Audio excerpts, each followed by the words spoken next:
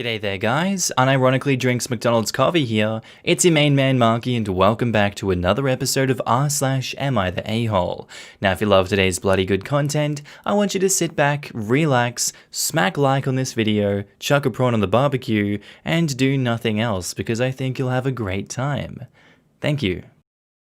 Posted by user, I'm a Banana 41, titled, Am I the a-hole for causing a scene after my friend said the gift was from her and not me? My friend Cece and I decided to do a joint gift for my best friend Ali. We are all in our teens, think 14 to 15. Anyway, over the past few months I've been working on Ali's gift. I'd regularly call Cece up to see if she could help out with things like packaging or picking small things out for Ali. She'd always say she was busy and hang up. I managed to finish Ali's gift on time, and when it came to her birthday, we gave the gift in school, at lunch. I handed it to her and gave her the card. Originally on the card it said from me since I had done everything. Little did I know, Cece had then took it and written her name on it and rubbed mine out. When Ali read it, she gave Cece a hug, then showed the presents and said to everyone, "Look what Cece did." Everyone started to compliment her, saying how the present was so well done, and how did she find the time for it. Cece smiled smugly, and then just went on about how she had to put aside time for the present, but it was so worth it seeing how happy Ali was. I lost it. I'm a very emotional person, and this just pushed me over the edge. I started screaming at how I'd spent ages trying to ask Cece to help, yet she never did. How I'd spent months on it and she hadn't checked up once. Everyone went quiet and Cece was fuming. I started crying and left. Ali followed me and hugged me, and she said she knew that it was me who did that, but let Cece have her moment. I was pissed, very pissed. Cece actually admitted that she didn't do it all, and that I did most of it after all of her friends asked her about it. They all texted me saying that they were sorry, but that I was an a-hole for causing such a scene and ruining Ali's birthday. I know Ali doesn't mind. Cece's ignoring me, but Reddit, am I the a-hole? I can see why you might think you're the a-hole in this situation, like you feel like you might have been acting too erratically and yelling and making a scene. But you were really done dirty by Cece, and she deserves to be called out like that. It's all well and good being a very emotional person, and you were pushed over the edge, as you said. Those emotions were flying, and it's understandable that you'd have a reaction like you did. The truth came out in the end. I feel like there was a good resolution there, and I hope that this doesn't come back to bite you with Cece. I don't know what she's like as a person, and I'm just gonna go with not the a-hole. Apricots and Olives says, not the a-hole. Cece is an a-hole, and I'd have been really upset too. Especially if someone had done something as malicious as rubbing my name off of a gift that I spent months preparing. Don't waste any more time with this girl. Sounds like you spoke with Ali when it happened, but did she mention that you upset her or ruined her day like your other friends are saying? This might just be them stirring the pot. Check if Ali's okay, but I wouldn't worry about your other friends. I'm sure something else will happen and this will be old news. And OP replies, Ali's fine. She's a little pissed, but mostly at Cece. I have a feeling something else is going on between them, but I don't know what. Understandably, Ali seems like a good friend. I bet she's just annoyed that Cece would do that to you. I would just stay away from any drama now with Cece. If you get involved, you could end up looking like the bad guy. Hemanucha says, not the a-hole. Keep in mind this kind of thing will continue to happen as you get older, usually at work. A team project will have that one guy who does little to nothing, but he'll soak up the accolades anyway when the project is a success. And OP replies, yes, I have realized that maybe I was a bit extreme, but you see, before I became best friends with Ali, I had possibly the worst year of my life. She kind of lifted me out of that downward spiral, and now I just want to make her see how much it meant to me. I will work on my temper and emotions. Thank you. Enza Rain says, not the a-hole. The only one to be allowed to be mad at you is Ali. It was her birthday and her party, so only she can decide whether it was ruined or not. Now, you probably could have responded calmer, but at that age, it isn't the easiest to keep your emotions under control. As an adult, that is something you should be able to do though. Maybe some will say that you should have let Cece keep her moments, but this would only encourage her to keep such behavior up. And OP replies, Ali actually isn't mad at me. She's pissed at Cece though, so I don't know what to do about that other than leave it. Moving on from that, OP updates that post and says, Update. Well, a bit's happened in the past 10 minutes. Cece actually apologized, which I'm very surprised as she hates admitting she's wrong.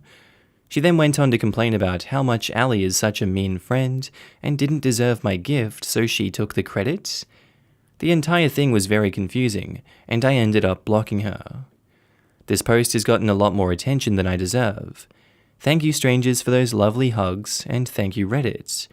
I'll have a talk with Ali, and maybe try to get her side of things as well, as Cece's been saying things about me as well. It's extremely messy, I know, but teens, right? And now on to the update. Thank you for all the lovely advice on my post, Redditors. After all of it, I talked to my friends, the ones who messaged me, and told them the full situation. Apparently, Cece had told them that I was planning to blow up on her at the gathering and to just go along with it, but make me feel terrible afterwards. Basically, gaslighting me into thinking that I was wrong for standing up for myself. The whole scene with Ali was very tricky. She said Cece had been saying stuff about me before, but she didn't want to believe it. She actually didn't know what the response was from me and genuinely thought it was from Cece. After she realized she effed up, she felt so embarrassed that she lied to me, which is why she made the "let Cece have her moment" comment. Cece has been ignoring me and won't even look at me. Honestly, I don't even want her to because I don't need her negativity in my life. After realizing how messed up my friend group is, I started talking to others, and it's helped me greatly. I'm no longer best friends with Ali, we're just a little awkward. I'm a little upset that she didn't even realize my own handwriting, and it hurt when she let Cece have the attention, but I'll get over it. I've been controlling my emotions better, breathing exercises, and just overall resisting the urge to scream and cry. So thank you for that, Reddit. I guess that's all you need to know. Thank you so much, Reddit. And here are some comments by Dead Lionheart. It's going to take time to start feeling okay about ending so many friendships, but cutting off these toxic people is for the best. You deserve better friends who put just as much effort and care into the relationship as you do. Glad you've been controlling your emotions better, but remember that it's good to let everything out sometimes. Good luck with everything. And OP replies, I'm honestly fine about cutting the friendships. It's not like I lost anything precious, but thank you. That's some savage maturity right there. I love it. Delays says, glad you decided to give up these toxic relationships, but there's a detail that caught our attention. Don't expect other people to recognize your handwriting. And OP replies, thank you, and I'm definitely not expecting that from people in the future after all of this. When you sign your name on something, always sign in ink right under the text, so it can't be cropped off or look strange if it is. You lost nothing in Cece. She sounds like a mean girl. This is literally high school drama, and I'm glad you're taking it in stride and using it to change your life for the better. And our last comment by JumpyFrogs225 says, this is a wonderful update. Good on you for removing people who hurt you from your circle. I predict Cece's life is only going to get more dramatic and tumultuous as she gets older, especially since she's surrounded herself with others who will encourage and enable her behavior. You leaving that toxicity behind is not only amazing for you, but who knows, maybe in the future, you standing up for yourself could be one of the things that she looks back on as her wake-up call. And OP says, I really hope she does get better. Being alone is one thing, but being alone while surrounded by people is even worse. I guess that's what it felt like being friends with them. And yeah, that's where I'm going to leave that one. I wonder what you guys think of this situation. Did it turn out the way that you thought it would after reading that first post? Let me know down in the comments. Our next post is by user Little Miss Bunny Woman, titled, "Would I be the a-hole if I sent my mother-in-law's racist rants and threats to her boss?" So this has been an ongoing incident I posted before about my racist in-laws and my late husband's ashes. I'm 28 female, Vietnamese Canadian. Some background. My husband died from a sudden illness not too long ago. His family was very abusive to him while he grew up, and he had cut them out of his life from before we even met. When he passed away, they refused to even attend the funeral, but showed up to tell me to leave and be racist to me. They've been threatening me for his ashes, and it was my husband's wishes that I keep them. They've been saying terrible things about me to my friends and mutual Facebook friends. Mostly racist ranting and threatening to get a private investigator to find where my house is and steal the ashes. They've made lots of negative comments and posts about me and my ethnicity. I have lots of screenshots from my friends, plus lots of private messages from multiple accounts screaming at me and just being horrible. Well, his biological mother works as a records keeper in a hospital, in a very well-known children's hospital, where they take things like this very seriously. I think I want to send all of this stuff to the hospital's boss and cost her job. But I don't know if that would be the appropriate approach, and well, I would like to know, would I be an a-hole for doing it? Thank you in advance.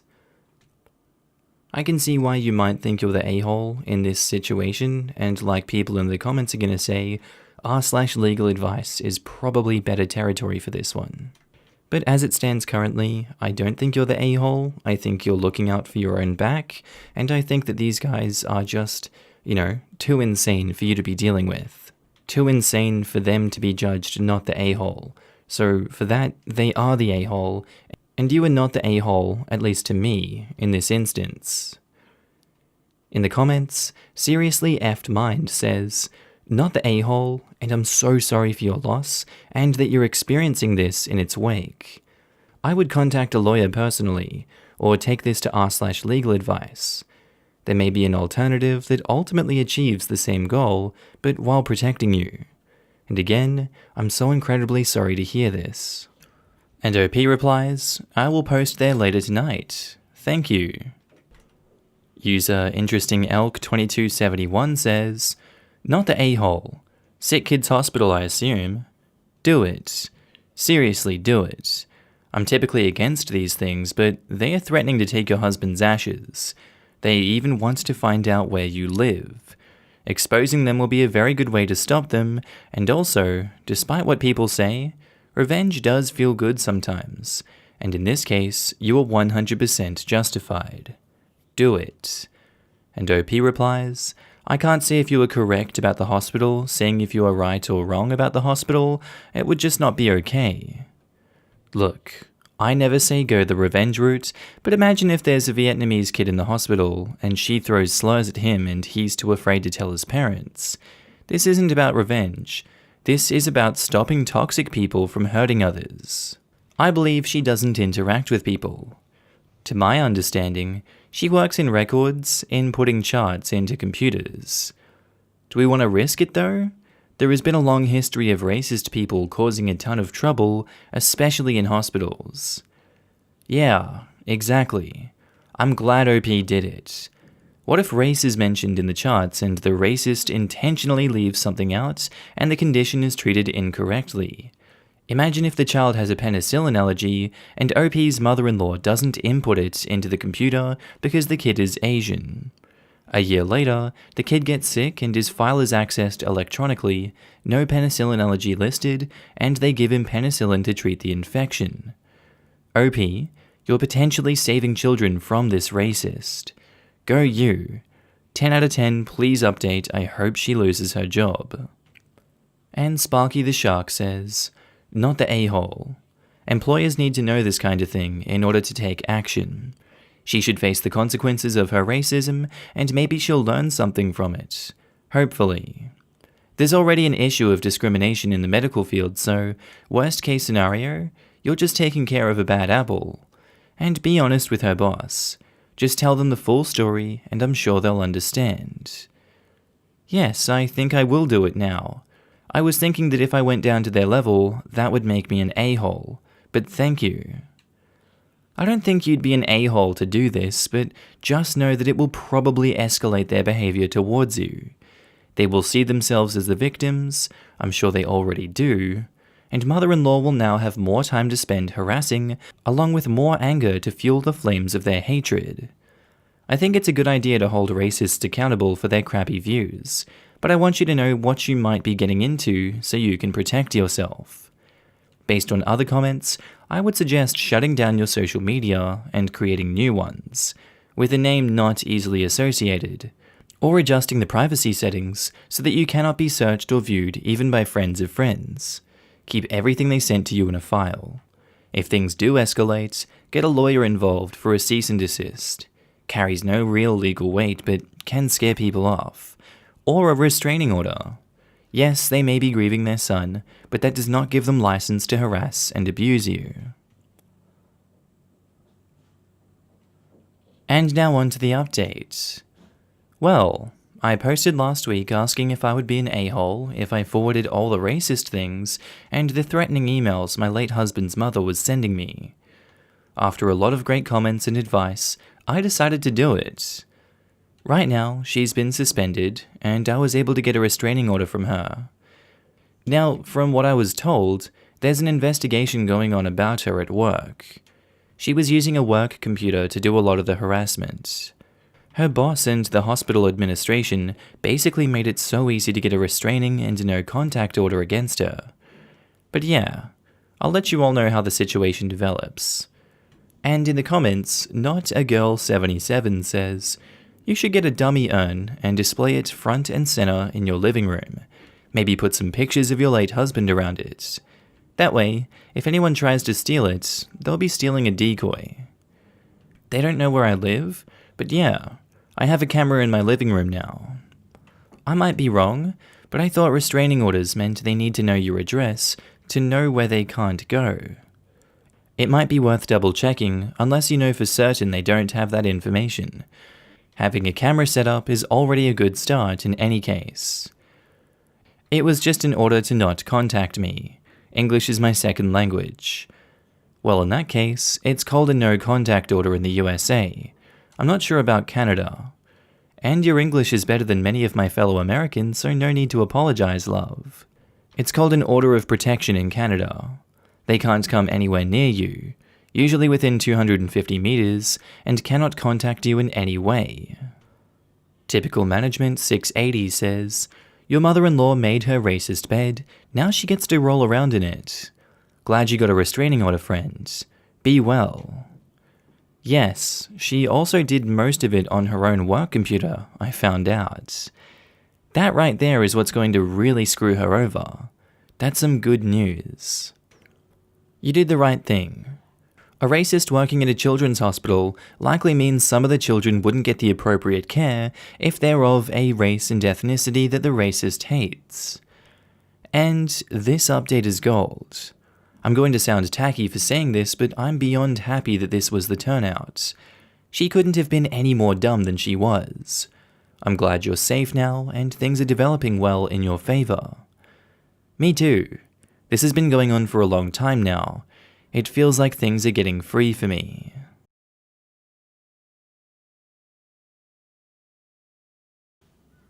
G'day there guys, and that's the end of today's episode.